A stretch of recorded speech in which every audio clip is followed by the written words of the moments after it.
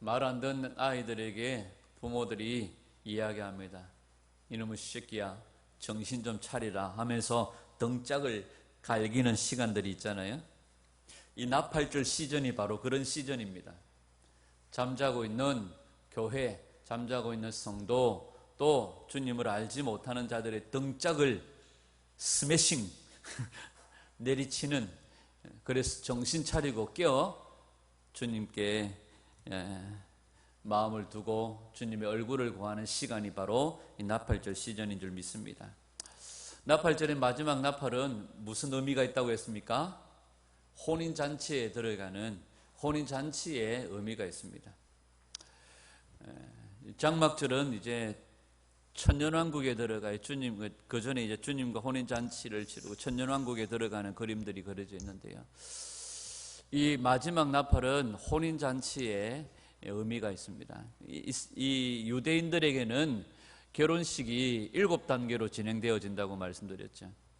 그 첫 번째 단계가 시두칸이라고 해가지고 신랑의 아버지가 신부를 찾는 장면입니다. 창세기 24장에 보면 아브라함이 그 아들 이삭의 신부를 찾기 위해서 그 집의 종을 어디로 보냅니까? 자기의 고향으로 보냅니다. 자기의 고향으로 보내서 자기의 친족 중에서 이삭의 아내를 찾죠. 이게 이스라엘의 결혼식의 첫 번째 단계입니다. 시두칸에서 신부를 고르는 장면입니다. 고르는 단계입니다. 신부를 고르러 갈 때에 신부를 찾으러 가는 이 아버지는 3가지를 가지고 갑니다. 첫 번째는 지창금입니다. 그 다음에는 지창금과 함께 정혼계약서, 혼인계약서를 가지고 갑니다. 세 번째는 포도주입니다. 이 포도주도 먹는 단계가 약 한 4단계 정도가 있습니다. 이 포도주를 마시는 단계도 결혼식에 있어서 결혼이 성사되기 전에 먹는 것도, 마치고 난 다음에 이제 혼인 자리에서 먹는 포도주와 여러 가지 의미들이 있습니다. 이건 다음에 또 말씀드리고, 이렇게 지창금과 혼인 계약서와 또 포도주를 가지고 신랑의 아버지는 신부를 고르는 단계에 있습니다. 두 번째 단계가 케투바라고 해가지고 결혼 계약서입니다. 결혼 혼인, 신부가 이제 정해지면 신부의 아버지와 신랑의 아버지가 앉아서 이 결혼에 대한 성사를 이제 확정짓는 결혼 계약서를 씁니다. 이 신부의 부모와 함께 서면으로 이 정혼 계약서를 쓰는데요. 이 정혼 계약서라고 하는 이것이 우리에게는 무슨 의미가 있느냐 하면 율법입니다. 모세의 율법을 통하여서 우리는 혼인 계약이 맺어진 겁니다. 이 율법 안에는 결혼 관계에 필요한 모든 내용들이 담겨져 있습니다. 결혼에 필요한 신부로서 신랑으로서 지켜야 될 의무들, 그래서 신부된 교회는 무엇에 근거해서 살아야 됩니까? 이 토라, 율법에 근거해서 살아야 됩니다. 오늘 우리가 이걸 무시하면 안 돼요. 율법의 근거, 예수님도 율법을 완성하셨어요. 예수님도 율법을 완성하셨고, 토라는 그냥 우리에게 준 단순한 의미가 아닙니다. 이건 혼인계약, 정혼계약과 같은 겁니다. 그래서 우리는 이 율법의 정신으로 살아야 됩니다. 이 토라의 정신으로 살아야 된다는 거예요. 우리가 사회적으로 도덕적으로 이제 혼인한 신부로서, 신부된 교회로서 신랑과의 관계, 또 친정에서는 어떻게, 또 사회적으로 어떻게, 도덕적으로 어떻게 살아야 할지에 대한 모든 내용들이 바로 이 토라, 율법에 담겨져 있다는 거죠. 세 번째 단계가 뭐냐 하면 모하르라고 합니다. 모하르. 이 혼인이 성사되어지면 신랑의 아버지는 신부의 값으로 지창금을 지불합니다. 세 번째 단계가 지창금입니다. 이때부터 신부는 이 지창금이 지불되어지고 나면 이 신부는 신부의 가족에게로부터 완전히 벗어나 누구의 소유가 되어집니까? 신랑의 소유가 되어지는 거죠. 여러분, 하나님께서 우리를 위해 지불한, 신부된 교회인 우리를 위해 지불한 지창금이 뭡니까? 예? 자, 이 혼인관계를 이해할 필요가 있는데요. 예레미야 3장 8절을 한번 보죠. 시작. 내게 배역한 이스라엘이 간음을 행하였으므로 내가 그를 내쫓고 그에게 이온스까지 주었을 때 그의 반역한 자매 유다가 두려워하지 아니하고 자기도 가서 행음함을 내가 보았노라. 여러분, 모세의 율법을 가지고 이스라엘과 북이스라엘과 남유다는 하나님과 뭐한 관계예요? 혼인한 관계인데 그들이 뭐함으로? 간음하고 행음함으로 이혼이 되어져 버려요. 결혼 언약이 파기가 되어져 버렸어요. 그러면 이혼당한 이스라엘은 다시 결혼할 수 있느냐? 없어요. 그런데 이 속에서 다시 말하면 결혼 관계가 파괴되어져 버렸어요. 결혼 관계가 파괴되어졌는데 로마서 7장에 보면 이 혼인 관계가 다시 성립되는 과정이 있습니다. 다시 결혼을 하고 신부가 결혼을 하는 과정들이 있는데요. 로마서 7장 1절 2절 4절까지 한번 읽어볼게요. 시작. 형제들아, 내가 법 아는 자들에게 말하노니 너희는 그 법이 사람이 살 동안만 그를 주관하는 줄 알지 못하느냐? 남편 있는 여인이 그 남편 생전에는 법으로 그에게 매인받으나 만일 그 남편이 죽으면 남편의 법에서 벗어나느니라.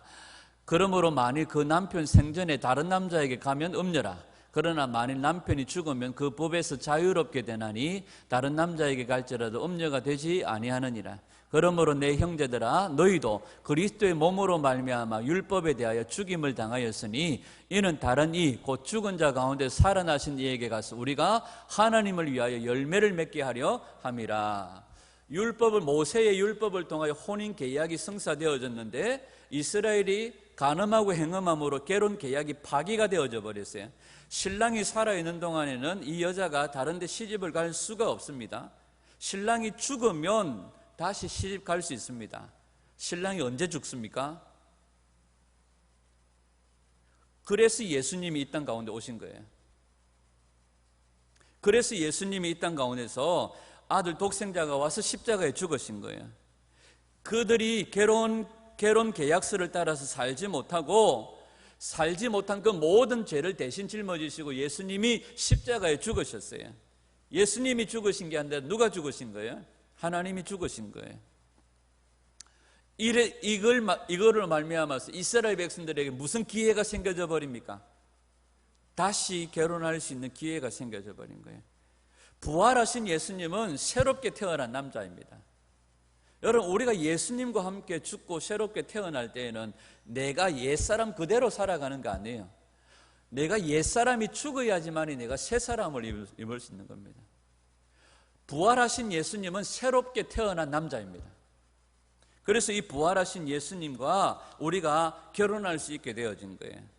하나님께서 이 결혼을 통하여 자기 백성들을 어떻게 구원하시는지를 우리에게 보여주세요.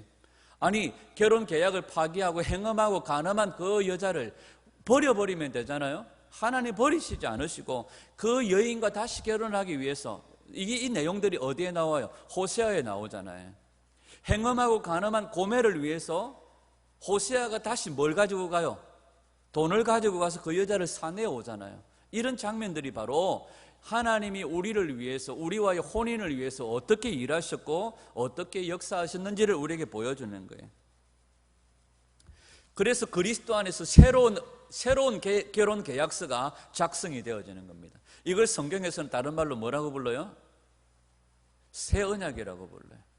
새로운 결혼 계약서가 작성이 되어진 겁니다.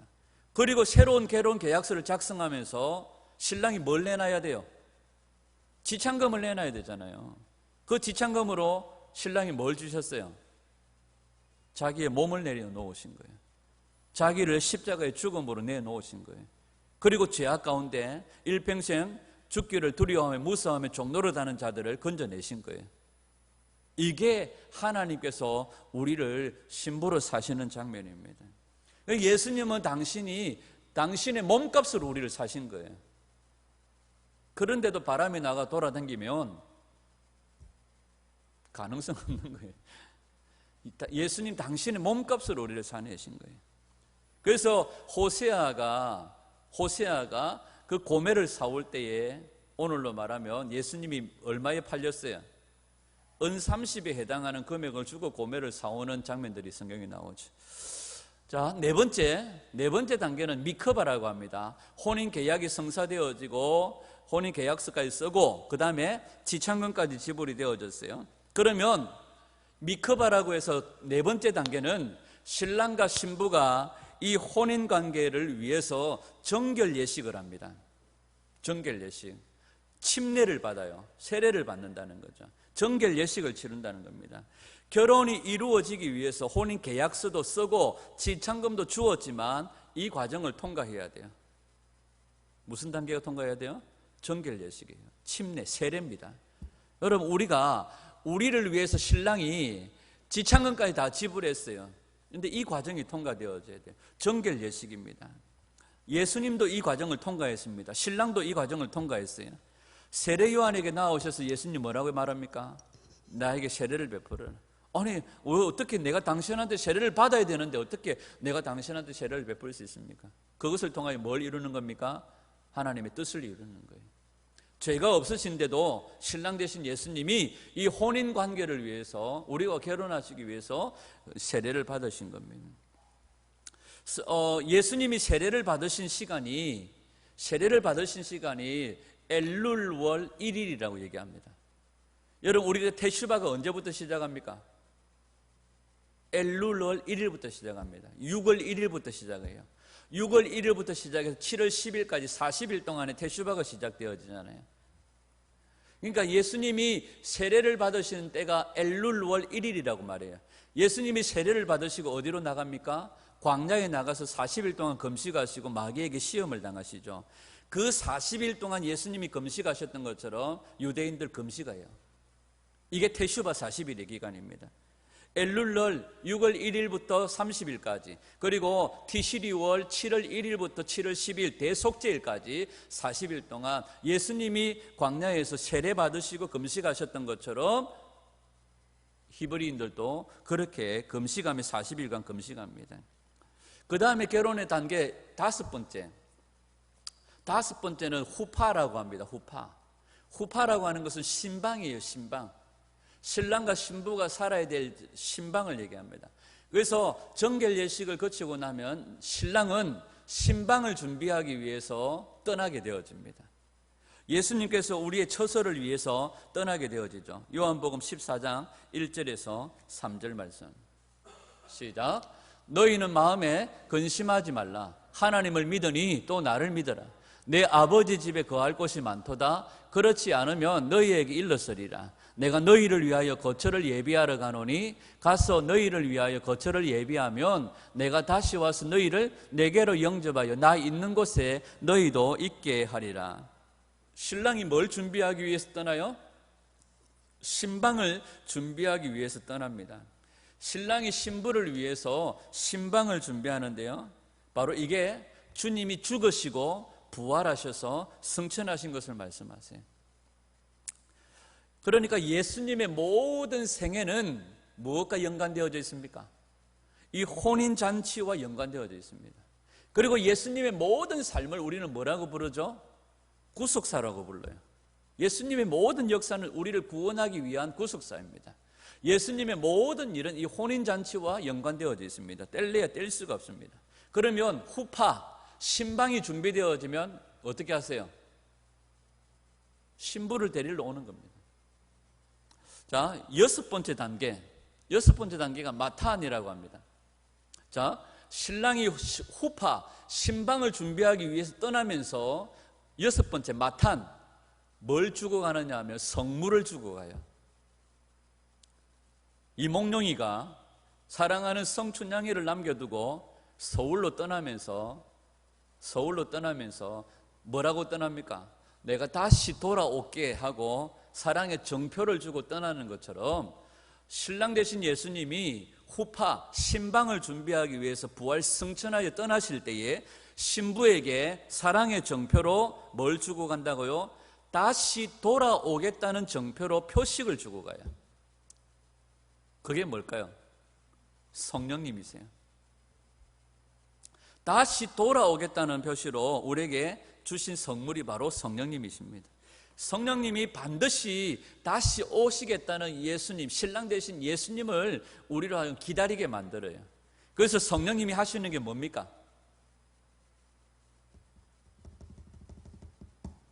성령님이 하시는 게 뭐예요? 예수님의 말씀을 기억나게 하는 거예요. 예수님이 하신 일들을 기억나게 해요. 그러니까 신랑을 기억나게 하고 신랑을 떠오르게 하고 신랑을 생각나게 하는 겁니다. 그래서 성령님은 바로 제2의 신랑과 같은 파라클레토스, 내 곁에서 돕는 자예요. 누구를 기다리도록? 이 신부가 흐트러짐 없이 신랑을 기다리도록 돕는 자가 바로 신랑입니다. 그래서 이게 바로 결혼식에서 말하는 성령님, 이게 바로 결혼식에서 말하는 마타안입니다. 6번째 단계. 마지막 7번째 단계는 니스인이라고 해가지고 신랑이 나팔 소리와 함께 오는 겁니다. 그리고 신부를 데리고 어디로 들어가요? 준비되어진 후파, 신방으로 들어가는 겁니다. 이게 마지막 단계입니다. 이 마지막 단계는, 이 시기는 아무도 알지 못합니다. 그런데 오늘 데살로니가에 보면 5장 1절을 한번 보죠.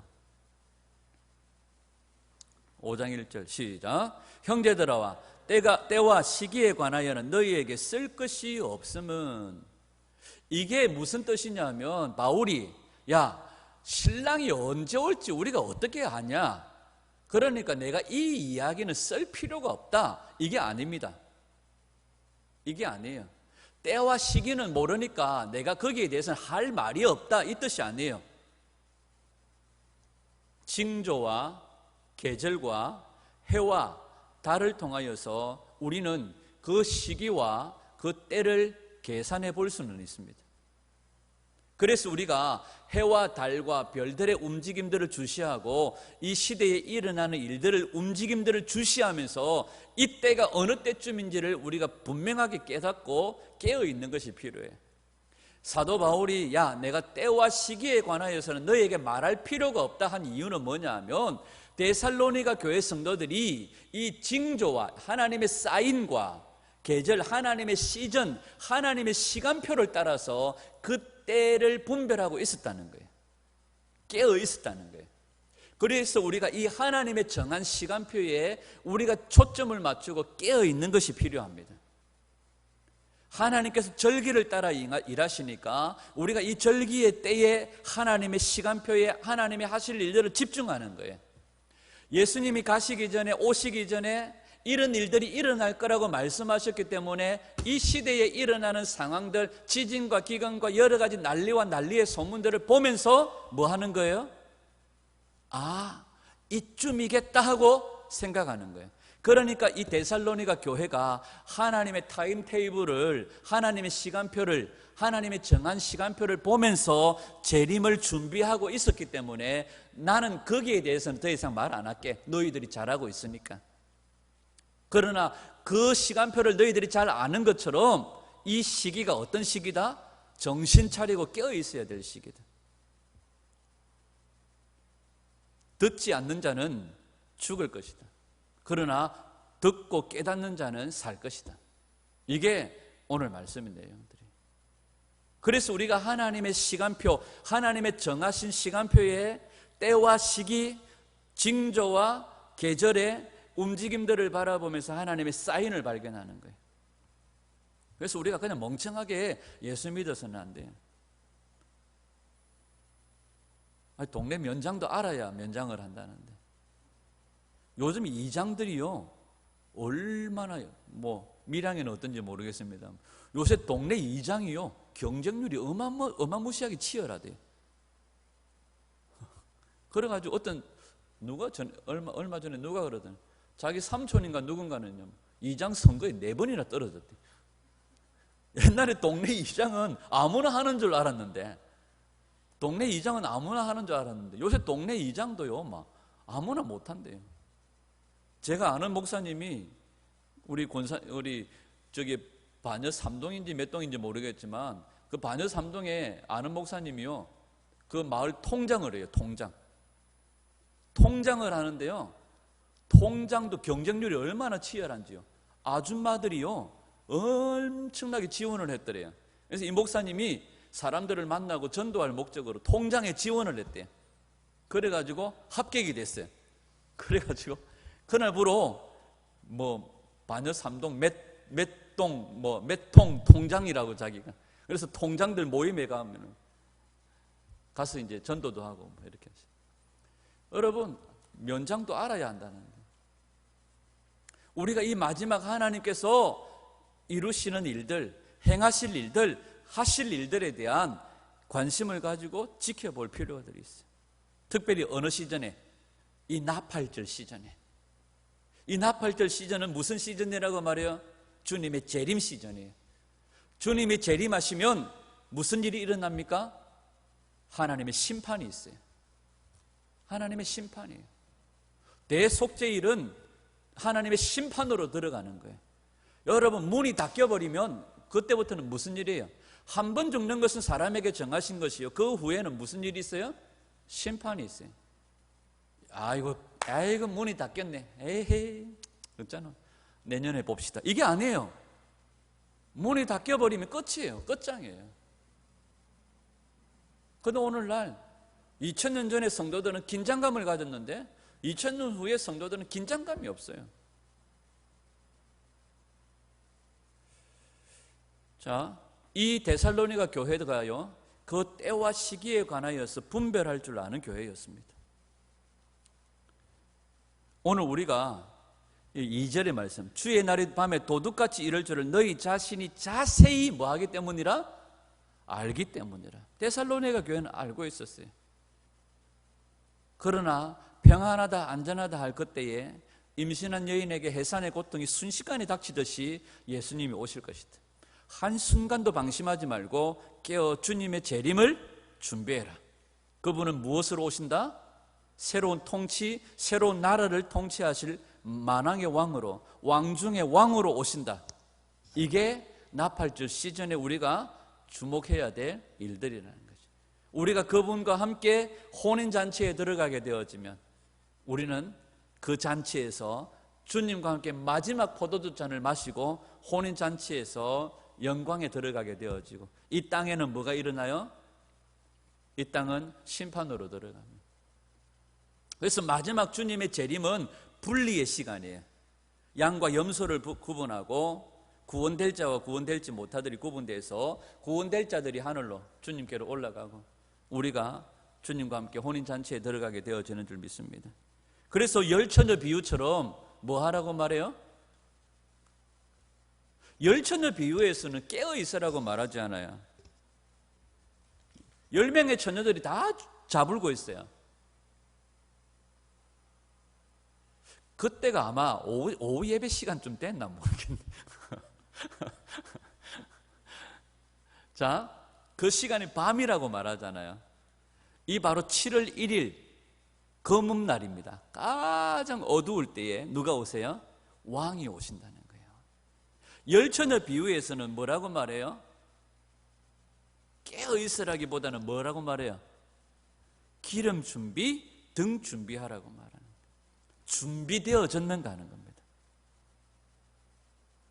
잡을더라도 준비해놓고 잡으시라. 자, 그래서 기름 준비됐느냐? 아이 요 늘린 게 주유소인데 온다 하면은 막 뛰가가지고 뛰가가지고 아이씨 돈 주있어요. 돈 주유소가 아니죠. 기름 주유소 해가지고 담아가지고 오면 되지 그때 가서 하면 되지 여러분, 봉사도 섬김도 헌신도 주님을 위해서 할 때가 있고요, 하지 못할 기회들이 있습니다. 가장 어둠의 때의 사람들은요, 주님을 찾을 것 같죠? 아니요. 가장 어둠의 때에 여러분, 소돔과 고모라의 경우들을 보십시오. 자, 롯의 집에 천사들이 방문을 했습니다. 천사들이 방문했을 때에 그 동네 머스마들이 다 찾아왔는데요, 성경이 뭐라고 말하는지 아십니까? 늙은 자로부터 어린 아이들까지. 기가 막히는 거예요. 이건 늙은 할배들 같으면 몰라요. 또 아저씨들 같으면 몰라요. 젊은 자나 늙은 자나 뭐 하려고? 그 천사들과 동성애 상관하려고 그 소돔과 고모라의 롯의 집에 문을 두들겨요. 롯이 문을 뒤로 하고 닫고 나가서 롯 하는 소리도 한번 들어보세요. 우리 집에 딸 둘 줄 테니까 내 집에 들어온 손님 가지 마세요. 이때의 천사들이 롯을 끌어들이고 그 사람들의 눈을 멀게 해버리십니다. 여러분, 그 순간에 눈이 멀어져 버렸어요. 그러면 뭐 해야 될까요? 최소한 인간이라면 안가라도 가든지 안가라도 가든지 야, 나 지금 눈이 이상하다. 잠깐만 나 뭐 오늘 안 되겠다. 병원 좀 가야 되겠다. 하든지. 근데 그들 모두가 눈이 먼 상태에서도 뭐 해요? 롯의 집에 문을 열려고 해요. 이게 인간이에요.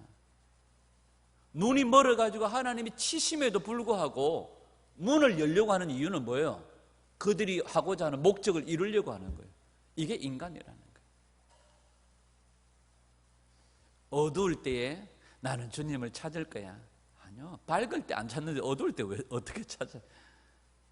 우리가 정말로 지금 이때가 이사야의 고백처럼 지금 이때가 구원의 날이요 은혜의 때인 줄 믿습니다. 이때라 주의 긍휼 입을 때가 이때라.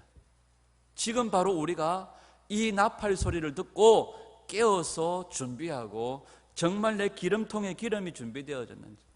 여러분, 집에 기름통에 말통으로 막 수십 통이 있어도 안 됩니다.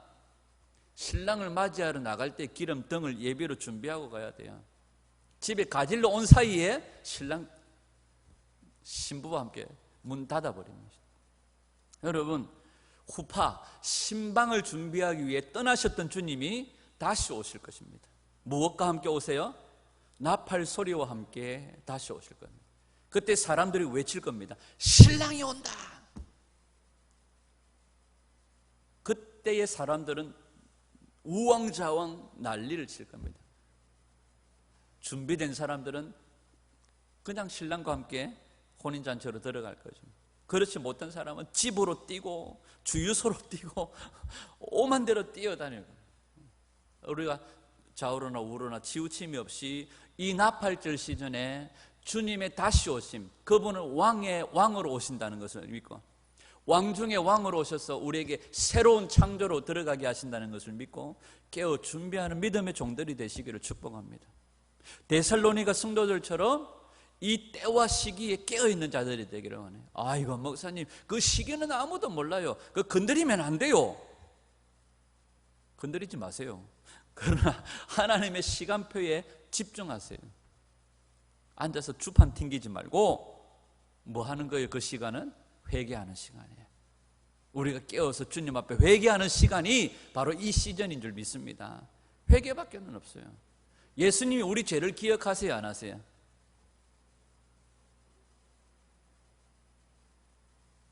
그레이스리, 예수님이 우리 죄를 기억하세요, 안 하세요? 얘기해 보세요, 빨리 확실하게. 예수님이 우리 죄를 기억하십니까, 안 하십니까? 예수님이 우리 죄를 기억하세요.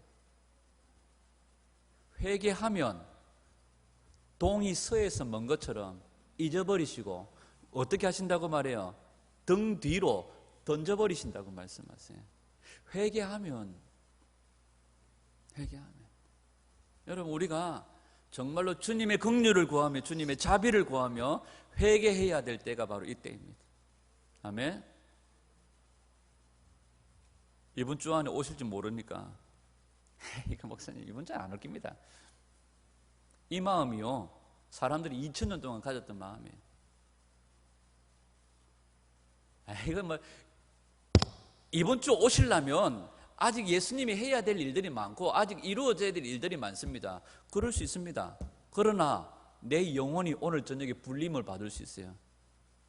예수님이 오시기 전에 네가 먼저 올래?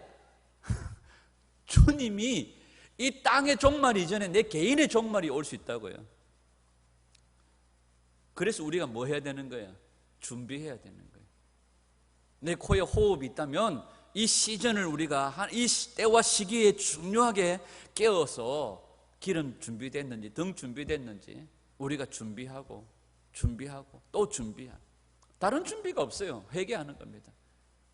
우리 주 예수 그리스도 하나님의 아들이시여 나를 불쌍히 여겨주십시오. 회개하는 거예요. 그리고 우리가 뭐만 구해요? 하나님의 얼굴만 구하는 거예요. 하나님의 얼굴을, 하나님 내 상황, 내 환경이 아니에요. 하나님 얼굴을 구하고 주님만을 구하는 거예요. 주님이 막 고개 돌리시려고 하면 막 고개를 못 돌리도록 막 붙잡아 두는, 주님이 등을 못 돌리시도록 주님의 얼굴을 구하는 그런 은혜의 시간들을 보내야 될 이 타이밍이 바로 이 시즌인 줄 믿습니다. 오늘 이제 티시리 5월 7월 1일 바로 나팔절 시즌으로 들어갑니다. 남아있는 이 10일 동안 우리가 정말 깨어 기름 준비, 등 준비, 마지막 큰 나팔이 불리기 전에 정말로 깨어있는 저희들이 되기를 원하고, 우리가 이 지구의 종말, 이 세상의 종말이 오든지 아니면 내가 개인적인 종말로 주님 앞에 먼저 가든지, 누가 먼저 가든지, 주님 누가 먼저 오시든지, 어떤 순간에도 우리가 아침에 고백했던 것처럼 내 중심으로 이 마라나타를 외칠 수 있는 그런 믿음의 종들이 되기를 원해요. 아멘. 지난주 수요일 날 부산 진구 노인복지관 운영위원 모임이 있어서 제가 갔는데, 그 경남 정보대 교수님이시고 또 목사님이신 그 분이 저한테 A4 용지를 하나 줘요. 요새 A4 용지만 보면 기분이 별로 안 좋은데 A4 용지를 하나 주더라고요. 그래서 목사님 뭡니까 하고 봤더니 그 의료 연명 중단. 그러니까 내가 만약에 식물인간이 되거나 만약에 내가 어떤 내사 상태에 빠지거나 하면 더 이상 치료를 하지 않고 그냥 편안히 갈 수 있도록 더 이상 의료를 멈추어 달라는 의료 연명 중단 그런 어떤 계약서예요. 그걸 이렇게 주시면서 이걸 써서 의료보험공단에 가면 신분증만 있으면 막 5분 안에 됩니다. 깔끔하게 막 부르시면 우리 가입시다 이러시더라고요. 예, 맞습니다. 뭐 괜히 뭐 남아 있는 사람 힘들게 더 호흡기 꽂고 막 2년 3년 있는 거 말고 막 주님 부르시면 막 깔끔하게 가야지 막 하고 이렇게 하는데, 그걸 받아들고 보니까 이게 참 벌써 우리가 그냥 놓치고 살았던 문제들이에요. 사실 그 부분이 아니라 우리 발바닥 밑에는 뭐가 흐르고 있는 거예요. 사실 죽음이 흐르고 있는 거예요. 사실 죽음이 문 밖에 기다리고 있는 거예요. 그런데 우리는 정말 준비되어졌는가 하는 거예요. 언제든지 주님 오라 하시면 내려놓고 갈 수 있는 아비가일처럼 가입시다 하고 갈 수 있는 준비가 되어졌는가 하는 거죠. 여러분 드레스에 곰팡이가 안 피는지, 여러분 면사포에 곰팡이가 안 피는지, 오늘 우리가 이 나팔절 시즌에 깨어 준비하기를 원합니다. 깨어 있기를 원합니다. 다른 것 없어요. 회개하는 겁니다. 십자가 붙드는 거예요. 우리가 지금 이제 혼인 계약서가 작성되어졌고, 신랑은 그 몸을 들여서 지창금까지 지불되어졌고, 이제 다 되어졌잖아요. 우리가 뭐 해야 될까요? 신랑을 향한 사랑이에요. 신랑을 향한 사랑이에요. 그리고 정결함이에요. 순결함이에요. 오늘 우리 교회가 언제든지 정말 주님 앞에 설 수 있는 거룩함과 정결함으로 준비되어진 교회가 되기를 원합니다. 오늘부터 시작되어지는 이 시즌이 우리에게 재림의 시즌이에요. 이 시즌에 우리가 정말 깨어서 세상에 평안하다 안전하다 하는 소리에 기울이지 말고 정말로 다시 오실 우리 주님을 기다릴 때 누구와 함께요? 주님이 우리에게 보내주신 성령님과 함께 신랑을 기억하고 신랑을 생각하고, 그래서 우리 안에 모두가 다 뭘로 가득 차야 될까요? 신랑으로 가득 차야 돼요. 예수님 생각으로 가득 차야 돼요. 예수님 오셔가지고 혹시라도 물어, 너 내 기다릴 때 너 하루에 나 몇 번씩 생각했어? 이런 거 안 물어보실런지는 모르겠는데 혹시라도 물어보면 이러면 안 됩니다. 주님 너무 보고 싶었어요. 왜 이제 왔어요? 너무 보고 싶었어요. 미워 뭐 이런 정도는 돼야 되잖아요. 이 정도는 돼야 되지 않을까요? 너 보니까 별로 나 안 기다리는 것 같더라. 너 내가 오니까 뭔가 좀 이렇게 불편해 보인다. 너 내가 오는데도 그렇게 보슴발로도 안 뛰어나오고 전화하니까 안 받대. 이러면 곤란한 겁니다. 신부가 정말 기대와 갈망으로 우리가 정결함으로 준비되어져야 되겠지만 신랑을 기다리는 사모함들이 있어요. 내가 만약에 신랑이라면 나를 기다리지 않는 신부에게 마음이 가겠습니까? 별 마음이 안 갈 것 같아요. 깨어있기를 원합니다. 기름 준비, 등 준비. 재림신앙으로 준비되어져 있는 이 시즌을 통과하는 저와 여러분들이 되기를 원합니다. 언제 주님을 만나도 부끄럽지 않는 그런 저와 여러분들의 삶이 될 수 있기를 주님의 이름으로 축원합니다. 회개하며 주님을 기다리는 이 한 주간의 삶이 될 수 있기를 다시 한 번 더 주님의 이름으로 축원합니다.